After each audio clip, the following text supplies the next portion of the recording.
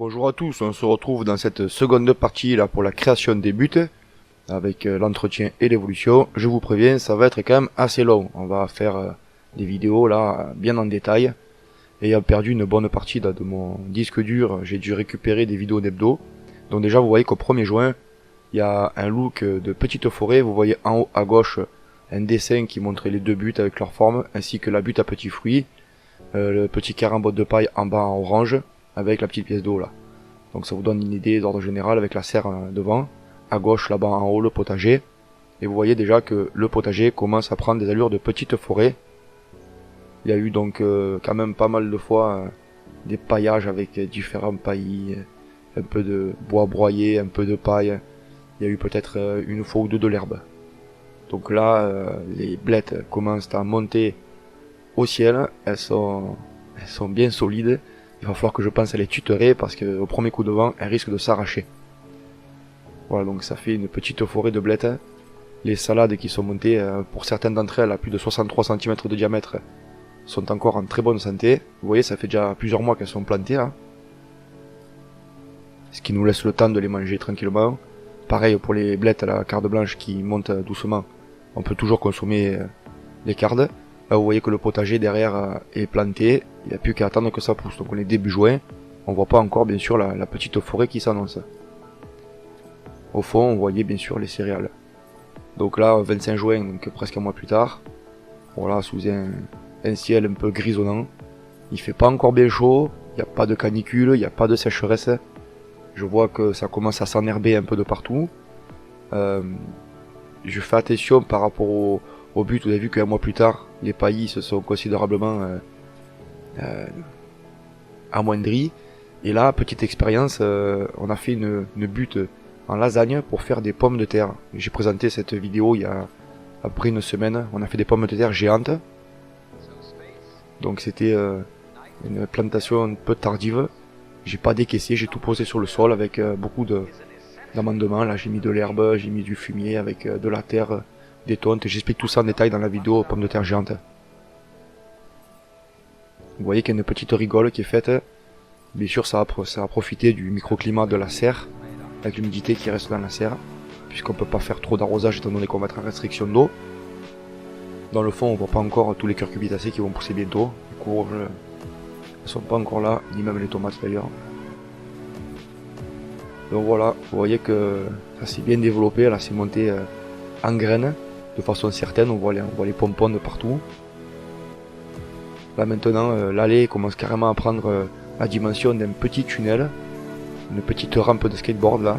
Donc c'est que ça s'est bien amendé de partout. Maintenant je peux presque plus d'ailleurs passer avec le quad parce que l'allée s'est rétrécie. On sent sous les pieds qu'il commence à y avoir un peu de matière organique. C'est plus souple que cette croûte qu'on avait découvert ensemble en début de saison. Donc là maintenant c'est la période des graines de blettes. On garde bien sûr un paillis très épais de partout. On commence à repiquer doucement des curcubitacées, des courgettes. On le voit doucement. Donc les salades pareil montent en graines de partout. J'en ai rabattu quelques-unes pour tenter de les faire repousser. Vous voyez à bien 20 cm de paillage. On se prépare pour les chaleurs à venir. Donc là c'est assez simple pour mettre le paillage, il suffit simplement de prendre la botte et de la secouer dans tous les sens comme je vais le montrer là. Voilà, on secoue, hop. Et puis petit à petit ça fait une belle épaisseur. Vous voyez les pieds de tagette là, les pieds d'œillet sont pas encore bien costauds.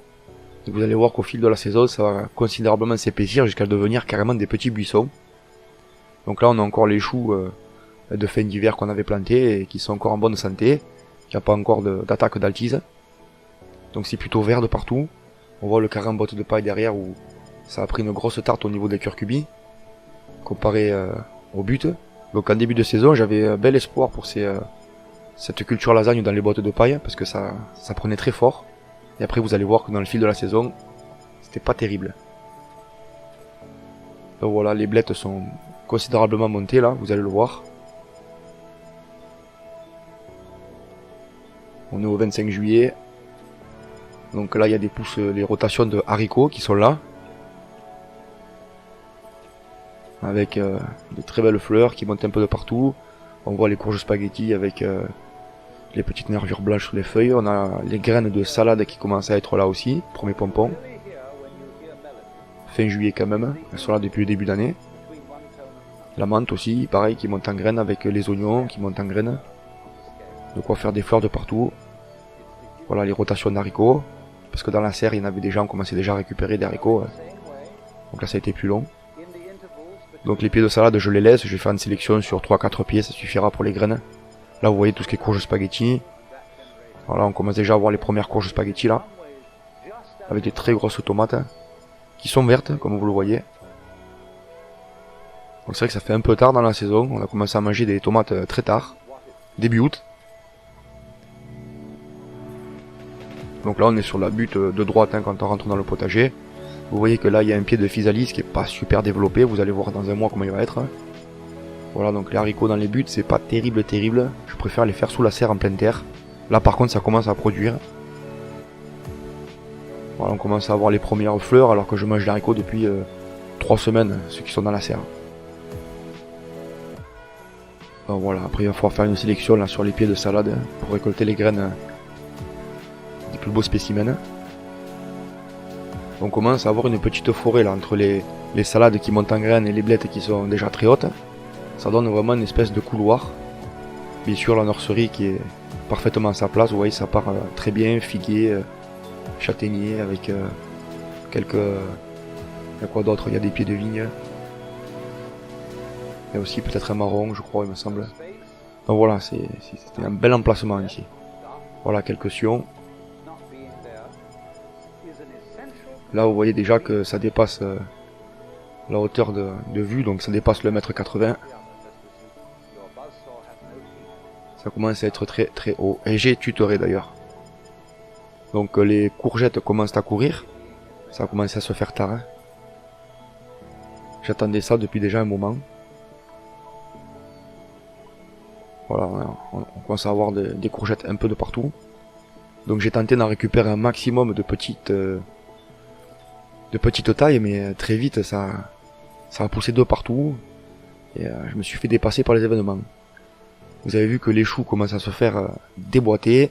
Le pied de tagette était tout petit, vous avez vu le Eden là. Il commence déjà à pousser quelque chose de gaillard. Donc c'est tard, vous le voyez. On n'est pas du tout au mois de juin là, donc il a fallu attendre un bon moment.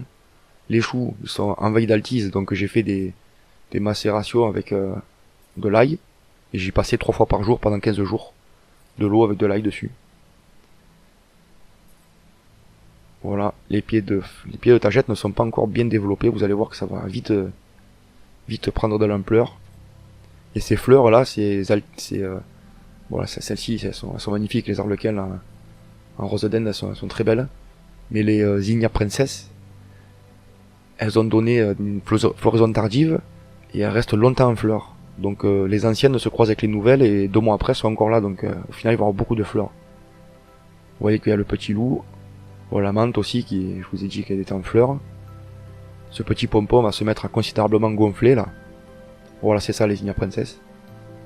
On voit les choux sont dans un état lamentable.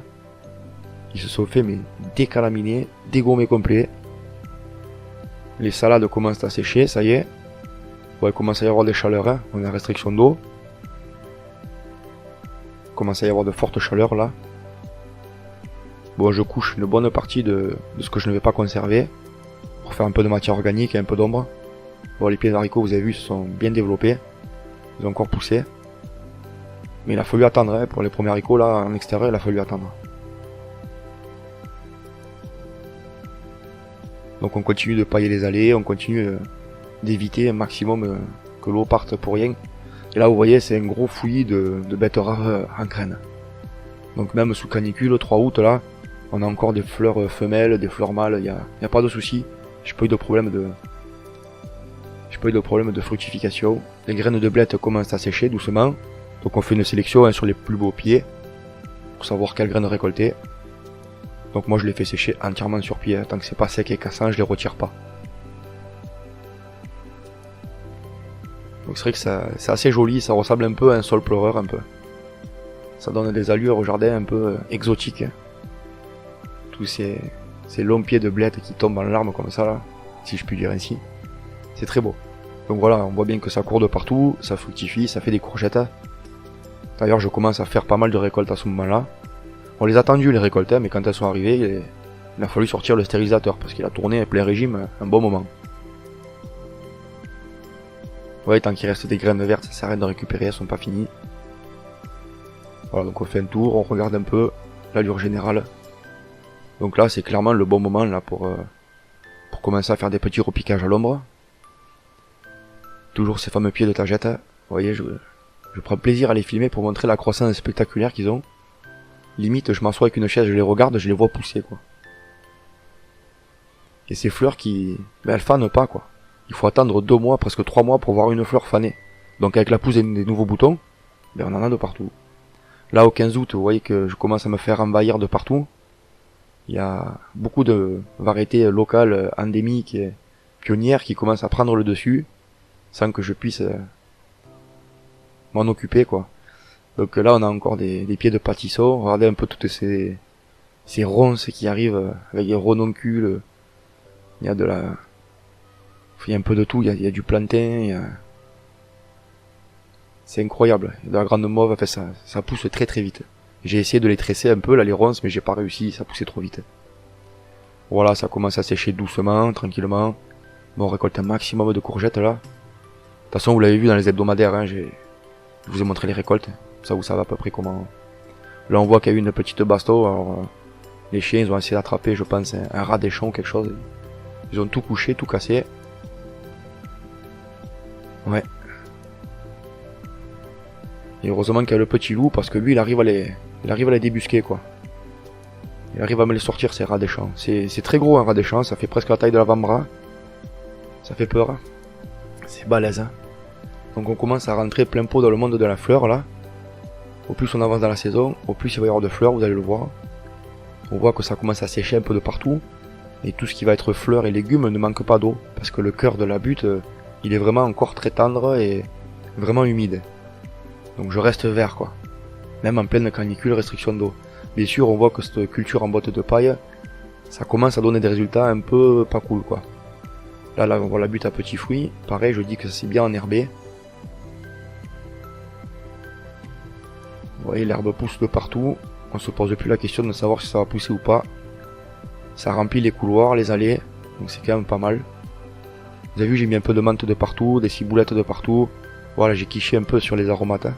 Puis je voulais faire du sirop de menthe aussi. Donc là, au niveau nord, les courgettes commencent à peine à courir. Pareil pour les courges spaghetti.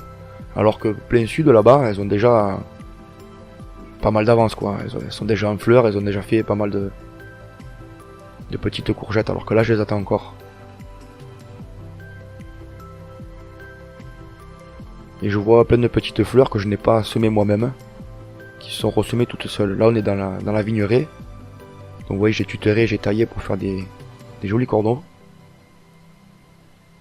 Les pieds de framboisier, comme je pensais, ils ont bien poussé. On a mis bien sûr des petits haricots au pied de partout. Donc ça fixe un peu l'azote. Hein, par le biais de champignons. Moi, j'y reviendrai plus tard en vidéo pour ça, pour l'expliquer. À savoir que c'est pas la plante elle-même qui va fixer l'azote. C'est une relation symbiotique qui est avec des champignons.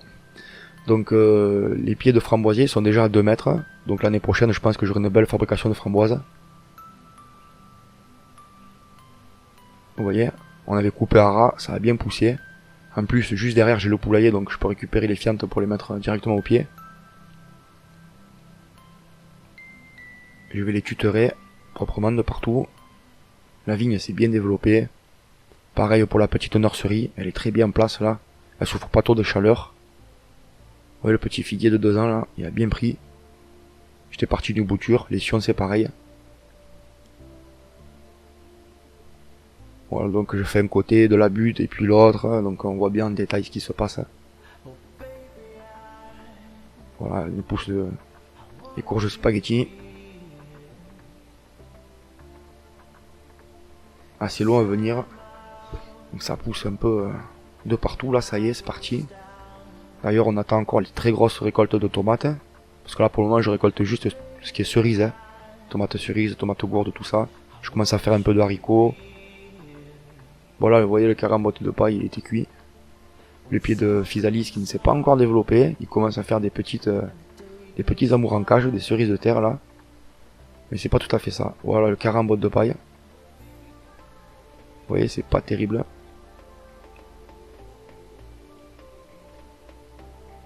Bon, on a une bonne fructification de courgettes malgré la canicule. Parce que je sais que j'ai pas mal de copains qui se sont fait bloquer en floraison là.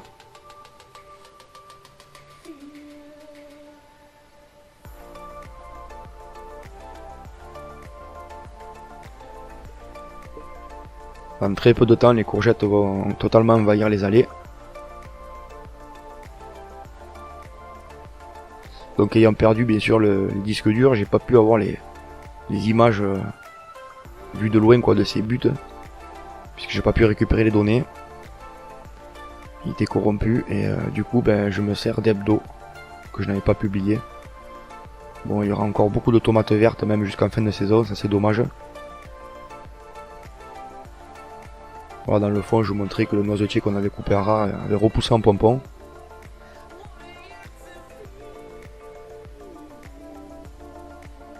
Les feuilles étaient vraiment très jolies de ces courgettes là. Vraiment balèzes. Il n'y a eu aucune maladie, jamais. Jamais de maladie, jamais de carence. J'ai pas eu non plus de coups de chaud. Maintenant, c'est vrai qu'en Centre-France, il a fait quand même beaucoup moins chaud que ce qu'il a pu faire dans le sud. Et puis on a eu de l'eau quand même assez régulièrement. Même si on a passé 65 jours sans eau. Quand même. Vous voyez, beaucoup d'aromatiques, j'ai planté dans les buts. Pour retrouver du persil, on peut retrouver, voilà, les récoltes d'haricots, quoi, comme je vous disais. Là, on arrive fin août. Là, je vous montre le carambote de paille. C'est pas terrible. On commence déjà à péricliter sur certaines cultures. Là, les sucrines du Berry. Et ça commence à tomber. Vous voyez encore pas mal de petites tomates gourdes, mais par rapport au début de saison, je m'attendais à avoir un truc d'enfer là, et puis finalement, ça a été un peu décevant quoi. Je recommencerai pas cette culture en botte de paille, là, en lasagne. Pourtant, il y avait une belle quantité de fumier, de broyat, d'herbes, de tonte avec de la terre dedans. Et... vraiment une belle matière à l'intérieur. Là. Voilà, je repars sur le pied de physalis pour montrer sa croissance. Vous voyez comment ça part très tard. On attend encore les pluies. Là c'est encore une nouvelle rotation de haricots. On a la petite butte centrale à droite. Et juste derrière la butte de fruits quoi. Ouais.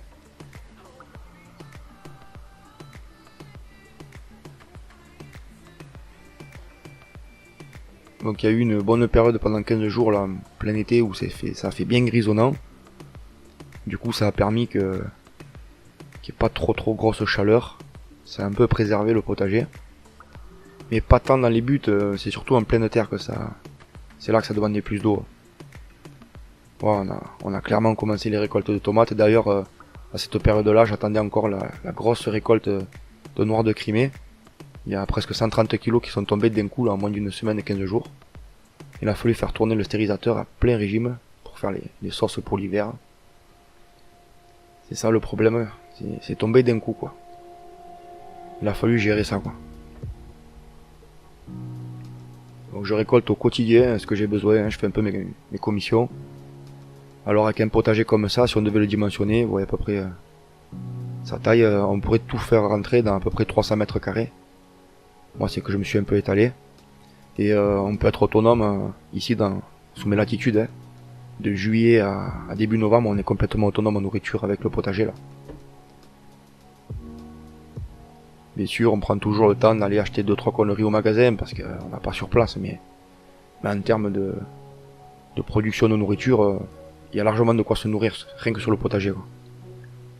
Puis à cette période-là, on a déjà commencé un peu les pommes de terre, on a déjà commencé un peu, donc voilà, on a un beau panel de plusieurs variétés de légumes à récupérer. Alors j'avais déjà mis en place le micro poreux que j'ai allumé dans la saison, je crois que j'ai dû l'allumer 5 ou 6 fois. C'est quelque chose de très économique, 4 litres par heure par mètre linéaire de tube, sous 2 bar 5 de pression. Ça permet une diffusion lente en fait jusqu'à cœur, ça glisse pas le long de la butte. Le micro poreux c'est vraiment idéal pour la butte. Et vous voyez que toutes les variétés endémiques commencent vraiment à repousser de partout, jusque sur la butte d'ailleurs.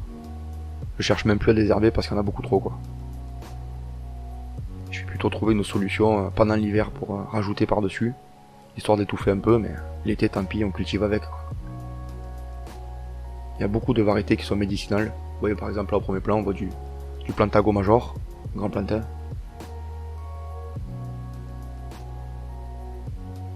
Après bon il n'y a pas de mauvaises herbes, mais c'est vrai que dans les parcelles pleines de terre, j'évite de trop en avoir parce que ça a tendance à vite recouvrir un peu nos cultures et à les étouffer. Alors que là bon dans les buts c'est pas pareil. On est en relief donc on arrive à avoir des mauvaises herbes en ayant des belles récoltes. Vous voyez on voit de tout quoi. Il y a le pissenlit, il y a de l'ortie, ça pousse quoi. Et vous voyez on est encore en production de courgettes, hein, ça ne s'arrête pas. Il n'y a pas de temps mort. Tous les jours, il faut aller ramasser les courgettes. Et bien sûr les tomates. Alors les tomates dans les buts, dès lors que mes merisiers ils ont arrêté de produire les petites griottes, les petites merises, parce que j'en ai une quarantaine autour du potager, tout de suite, petite parenthèse, vous avez vu le noisetier là en pompon, et dans le fond tous les arbres que vous voyez c'est des merisiers, donc tant que j'avais une production de merises, tous les prédateurs là ils allaient manger les merises, c'est sucré. Mais dès lors qu'il n'y en avait plus, ils ont commencé à se rabattre sur le potager. Et là j'ai commencé à avoir des attaques de petits rongeurs, tout ce qui va être les mulots, avec les rats et surtout les lapins quoi. Les lapins qui font de très gros dégâts parce qu'ils se mettent sur leurs pattes à l'arrière, ils font juste un petit croc par tomate, par-ci par-là. À une nuit ils peuvent ravager 5-10 kg de tomates. J'ai eu à peu près grosso modo à vue de nez 60 kg de perte de tomates à cause des lapins. Parce qu'une fois qu'ils ont croqué dedans, le lendemain ça y est, ça commence déjà à pourrir quoi. Et les rats c'est plus tout ce qui va être au sol. Comme les mulots d'ailleurs.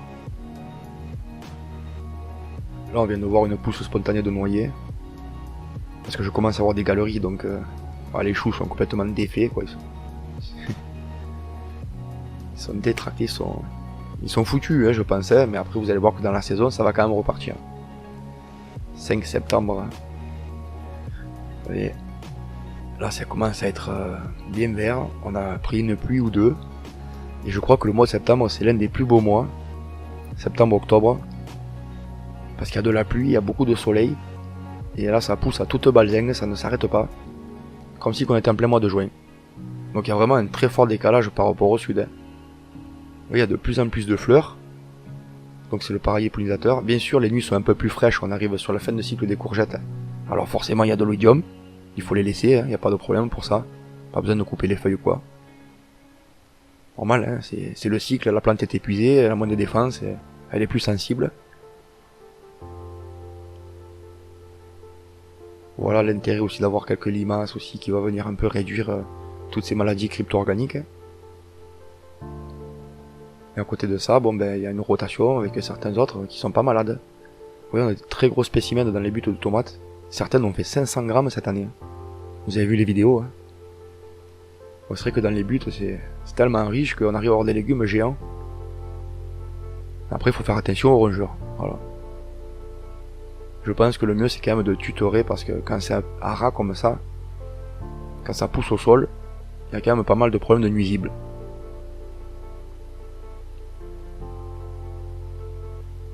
Donc les plus grosses récoltes n'ont pas été faites dans les buttes, bien sûr, elles ont été faites dans les parcelles pleines terre.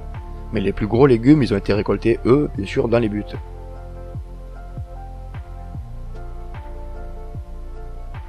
Donc à chaque fois, j'ai essayé de repiquer avec 10-15 jours de décalage, pour me faire une espèce de rotation comme ça.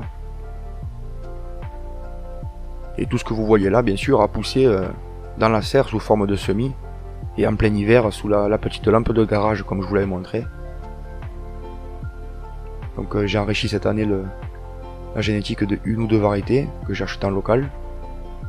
Et voilà, ces fleurs qui fanent jamais quoi. Il faut attendre le gel pour qu'elles fanent. Je me demandais quand c'est que j'allais faire les semences. Vous voyez les choux là qui commencent à être à repousser, ils commencent à avoir une belle couleur. Alors qu'ils étaient complètement claqués quoi. J'en reviens pas sur ces fameuses Zinnia Princess là, elles ont poussé de plusieurs types de couleurs au fur et à mesure de la saison. Elles ont même donné des couleurs un peu harlequin. Elles sont magnifiques quoi. J'ai eu des fleurs qui faisaient presque 25 cm de diamètre quoi, ça fait vraiment comme des gros tournesols un peu. Très très belle quoi. Et vous voyez ce fameux petit pied de tagette là qui, maintenant c'est un gros buisson quoi. Bon, on a fait quelques rotations, on a repiqué quelques choux, en pensant que les anciens ne pourraient pas repartir. Et vous voyez que c'est pas planté dense, on est encore en observation dans ces buts. J'ai eu fait des plantations beaucoup plus denses dans d'autres buts. Là il y a encore des trous, bon, c'est normal, on a arraché pas mal de choses, on a éclairci. Par-dessus on remet du broyat. Là j'ai même pas assez de la taille de l'objectif de la caméra pour filmer ce pied de menthe qui s'est considérablement épaissi pendant la saison. Après je vais le diviser pour pouvoir multiplier. Et une nouvelle pousse de haricots. Ça j'en ai fait vraiment peut-être 6-7 rotations pendant toute la saison. Ah, des haricots on en a eu, ça c'est sûr. Et là vous voyez les dégâts d'un rat. Un rat des champs. Ah, vous voyez qu'il y a de plein de nouvelles pousses de ces fleurs, c'est incroyable ces fleurs, hein. Ça m'a fait venir énormément de pollinisateurs. J'ai eu une très belle fructification, j'ai eu très peu de fleurs avortées. Et là vous voyez qu'on a une pleine fabrique là des physalis. Donc en septembre là ça commence à partir là. Et ce pied va encore doubler de taille jusqu'en novembre. Ah, j'ai fait quelques repiquages au pied, à l'ombre, tranquille. Maintenant que j'ai vu les microclimats. Donc on voit bien que ça a repoussé de partout, il y a un peu de tout, hein. Il y a du lierre terrestre, il y a de la luzerne, on est vraiment envahi. Mais c'est pas grave, ça maintient l'humidité, ça assouplit le sol. J'y rabattrai avec un coup de cisaille, tout ça. Donc là on est sur la flèche de droite à côté de la butte à petits fruits. Et ça commence à courir, vous voyez, tout juste maintenant. Et ça a été les dernières courgettes que j'ai pu récolter du coup. Et on a les premières tomates allongées, ce qui est incroyable. Elles ont été très très longues à arriver. Sans parler de la serre, hein, bien sûr, parce que dans la serre ça fait déjà 2-3 semaines qu'on en mange. On est au nord là, on est sur un microclimat un peu plus froid. Au nord des buttes là, qui donne presque sous les bois. Donc ça a été un peu plus long. Et c'est ce coin là qui a été le plus vert, bien sûr. J'ai remarqué aussi que les courges spaghetti, ça les dérangeait absolument pas d'être là. Par contre, en pleine terre, dans le potager en haut, j'ai eu un peu moins de production. On commence à nettoyer quelques buttes pour prévoir des repiquages et de ressemer un peu. Donc vous voyez le micro poreux.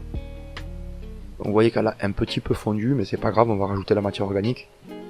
Et on est encore dans les fabrications de pâtissons, donc en début septembre, on continue de faire du pâtisson, quoi. Bon, les allées sont complètement bouffées, vous voyez, ça a couru de partout. Pourtant, on avait une allée qui était très large, hein. On avait, je crois, si je me trompe pas, 1,70 m d'allée. Là maintenant, il reste juste un petit passage pour marcher.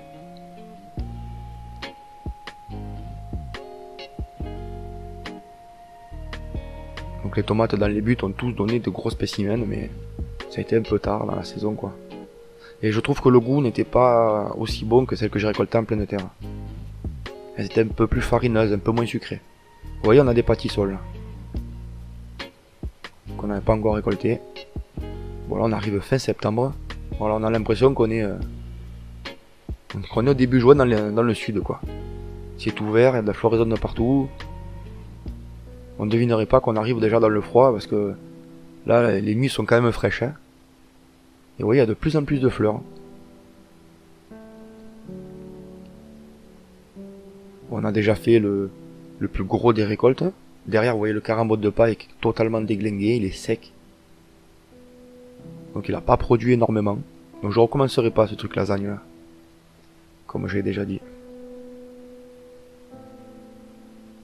Et j'ai vu de plus en plus de pollinisateurs arriver au fur et à mesure de la saison, quoi. Regardez-moi ces tomates là. Là c'est une tomate à plus de 300 grammes. Hein.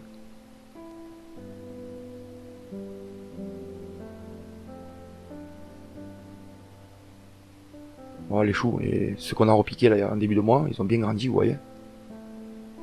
C'était un 3 feuilles, maintenant voilà, ça fait un petit pied de chou.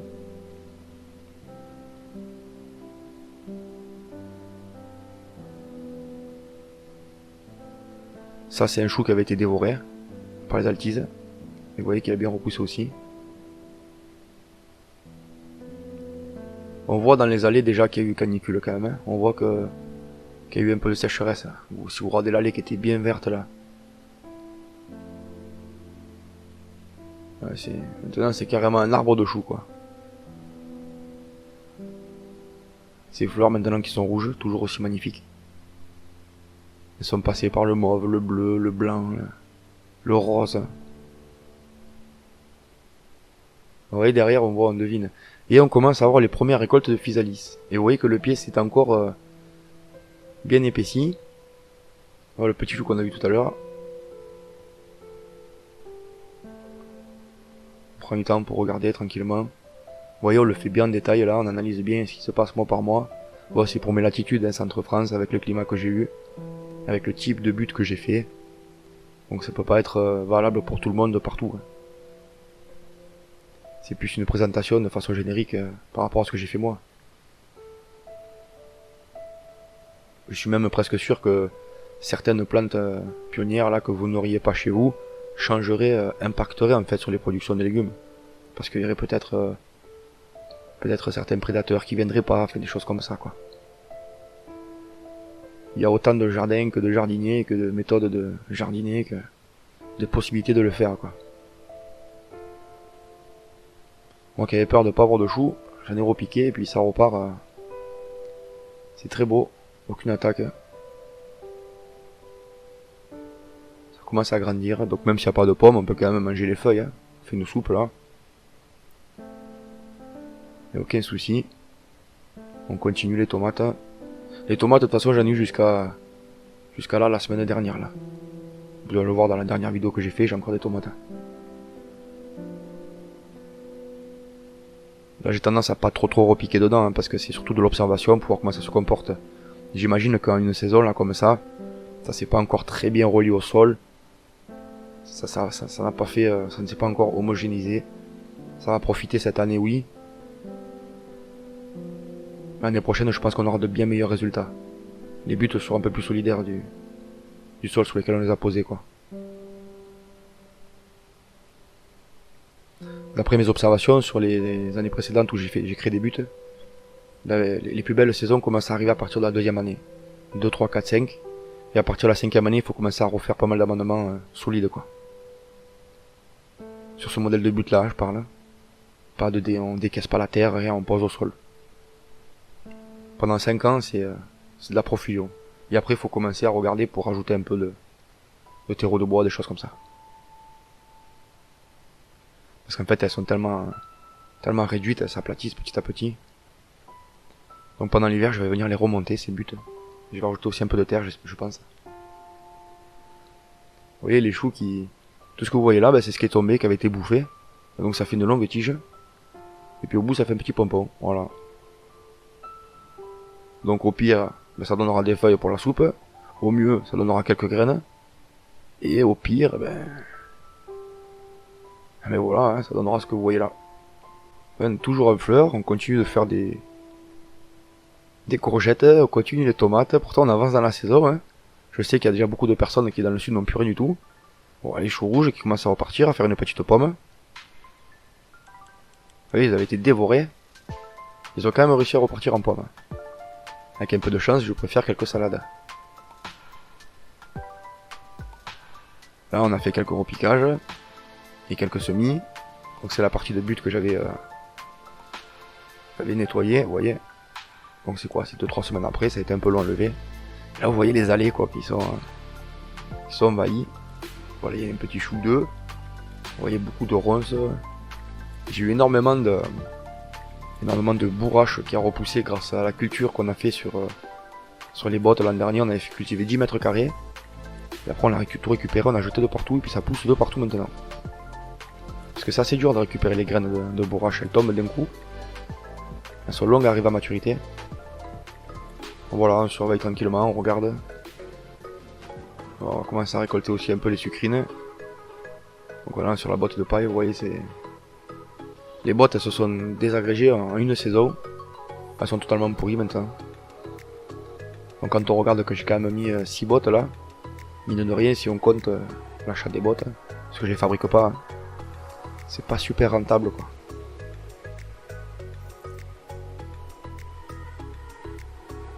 Ça c'est la dernière rotation qu'on a vu tout à l'heure, vous voyez, il commence à faire les haricots. Et encore un trou, voilà. C'est le rat. Rat des champs. Donc c'est plutôt un animal nocturne, ça, il sort la nuit. Donc il faut passer sans arrêt pour reboucher un peu leurs petits dégâts. Puis si jamais il faut une galerie, on a les chiens qui vont venir creuser aussi. Donc voilà, je pense que je vais commencer à clôturer un peu. Vous voyez, les pousses à deux feuilles, ils sont bien repartis là. Voilà, comme ça vous voyez bien en détail, vous pouvez faire des clics rapides à la souris. Voilà, au 5 octobre, bon, cette menthe elle est gigantesque. On était partis de quelques braies en début de saison. Elles fanent pas ces fleurs, toujours pareil. On commence à avoir un peu des trous dans les buts là. On prévoit un peu les repiquages d'hiver. Puis surtout qu'on y va mollo, hein. Ça sert à rien de surcharger la chose. Le mois dernier on était rose, là maintenant on est rouge.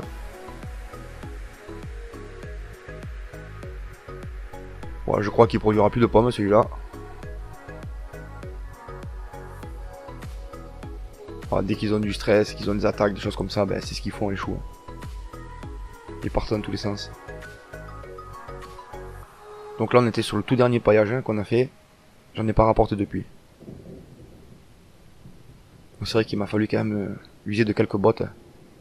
Parce que bon, les buttes elles font quand même 15 mètres de long chacune avec 5 mètres de flèche. Donc on est sur 40 mètres linéaires en tout.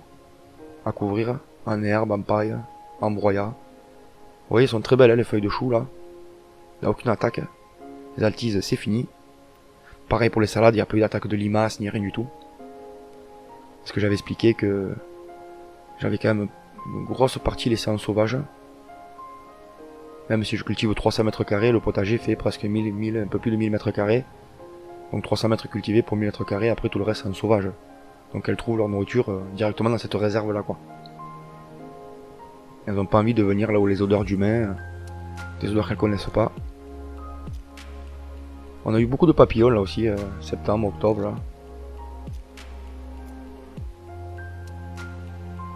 Qui se sont régalés de toutes ces fleurs.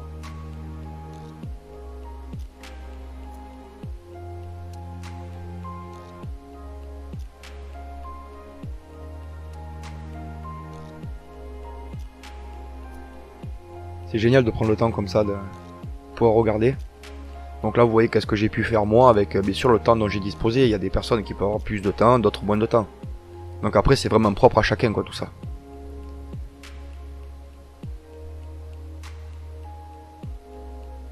Ça vous donne une ordre d'idée à peu près ce qui est possible d'obtenir avec des buts faites de cette façon là, sous mes latitudes. Donc là on voit un peu que la couleur des arbres commence à virer un petit peu sur l'automne. On va y arriver doucement. Dans des belles journées avec un soleil bien dégagé, un ciel bien dégagé, un beau soleil. L'oïdium s'est généralisé maintenant sur la cucurbitacée, ce qui est tout à fait normal. C'est signe que le temps passe et que la saison avance.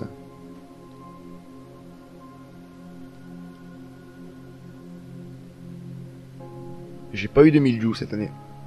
Nulle part. Ah, ces belles feuilles de chou là.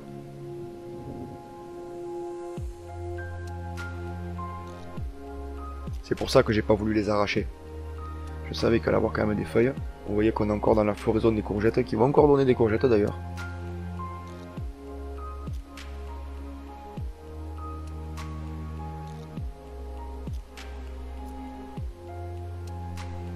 Quand je disais qu'on avait beaucoup de papillons, c'est que dès qu'on prend le temps de regarder, on en trouve presque sur toutes les fleurs.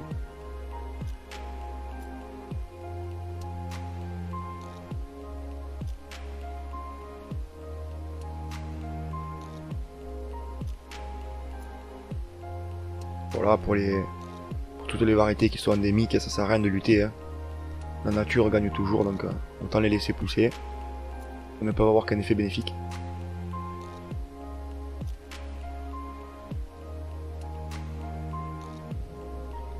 Et là on arrive donc au mois de novembre. Donc j'ai pris cette vidéo il y a déjà plus d'une semaine. Enfin, vous voyez des nouveaux arbres fruitiers que je vais planter bientôt.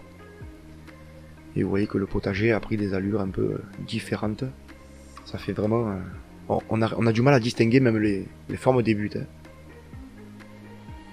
Et ça a poussé de partout. Pourtant là les nuits sont fraîches, on commence doucement à allumer le poêle. Et voilà quoi, l'évolution sur un an de ces buts. Vous voyez que là les centrales, c'est bien étoffé, on est plus cette croûte d'argile sèche là, dure. On est sur un petit chemin, donc objectif rempli.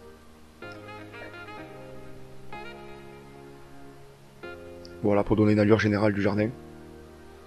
C'est déjà bien plus agréable à l'œil qu'en début de saison. Et j'imagine qu'avec toutes ces graines qui se sont répandues seules, l'année prochaine ça va pousser de partout encore.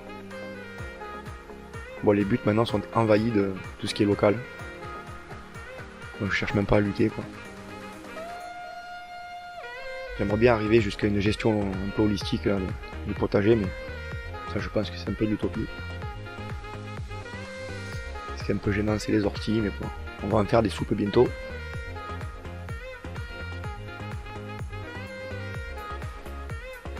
Là, on arrive doucement dans le monde du champignon. C'est la saison.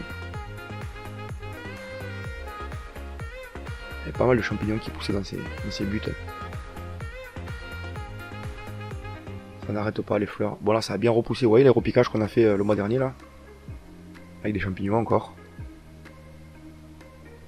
Donc ça a bien poussé. Il va falloir aller même éclaircir un peu. Et tout ça en fait ça va pousser tranquillement pendant l'hiver. Les blettes là et puis je vais le repiquer au printemps. Un peu comme les salades. Donc il y a toujours des tomates, vous avez pu le voir. Là je viens de faire la récolte de ces betteraves là, des noires d'Égypte là, elles sont délicieuses. Par contre il faut pas être étonné, il y a beaucoup de colorants à l'intérieur. Hein. Ça colore les urines et les selles et même la salive. On pourrait vite s'inquiéter mais non c'est normal.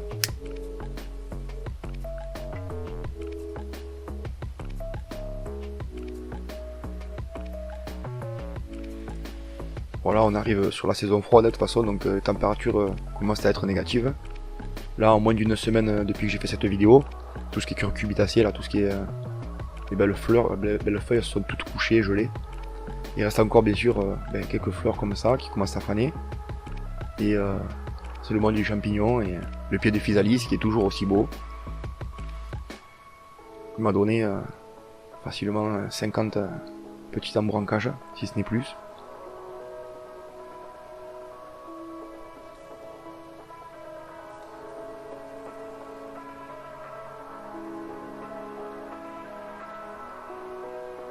Là, je pourrais dire qu'en fait, il est tombé d'un coup ce potager. Du jour au lendemain, il était comme ça, et le lendemain, il était tout à plat, tout fané. Avec les gels. Les premières températures négatives, quoi. Là, quand vous allez le voir dans la prochaine vidéo, on est vraiment sur un aspect d'hiver, quoi. L'hiver arrive.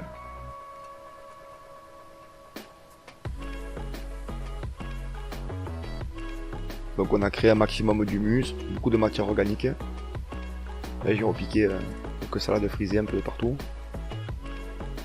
Mais là pour cet hiver j'ai quand même misé un maximum sur les tables pleines de terrain pour les petits légumes. Pour laisser ces buts au repos pendant l'hiver. Si ce n'est les choux qui vont rester dedans.